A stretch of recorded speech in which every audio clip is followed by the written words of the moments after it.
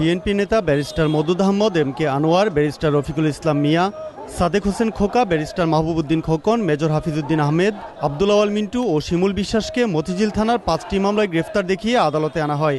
রাষ্ট্রপক্ষ থেকে সাদেক হোসেন খোকার একটি মামলায় 10 দিন ও ব্যারিস্টার মাহবুবউদ্দিন খোকনের 2 মামলায় 17 দিন, বাকি 5 জনের 3 মামলায় 27 দিন রিমান্ড চাওয়া হয়। রিমান্ডের শুনানিতে রাষ্ট্রপক্ষের আইনজীবীরা বিএনপির শীর্ষ নেতাদের বিরুদ্ধে হত্যা, পুলিশের কাজে বাধা, ভাঙচুর ও আগুনের ঘটনায় উস্কানির অভিযোগ আনেন।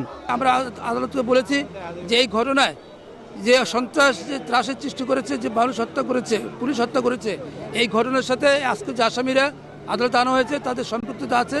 তারা মদত দিয়েছে, উস্কানি দিয়েছে এবং তাদের উস্কানি এবং মদতেই তাদের হেফাজতের কর্মীরা, জঙ্গি কর্মীরা এই ধরনের ঘটনা ঘটিয়েছে।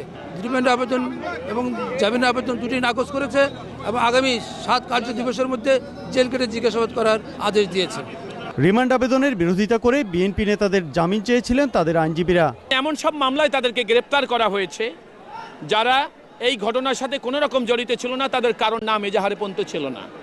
শুধু তাই না, হেফাজতের মহাসচিব বাবু নাগরী, যিনি মার্ডার কেস সহ অর্থাৎ হত্যা মামলা সহ সকল মামলায় জামিন পেয়েছে, সেই ধরনের মামলায় ওনাদেরকে গ্রেপ্তার করেছে। দীর্ঘদিন জেলে আটক রাখারই একটা কৌশল এটা, যাতে আমরা উচ্চ আদালতে গিয়ে জামিনের আবেদন না করতে পারি।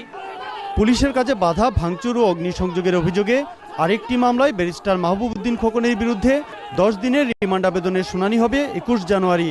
ওই দিন একই অভিযোগে মেজর হাফিজউদ্দিনের বিরুদ্ধে 2 মামলায় 20 দিন রিমান্ড আবেদনের শুনানি হবে। পরাগ আজিম, চ্যানেল আই, ঢাকা।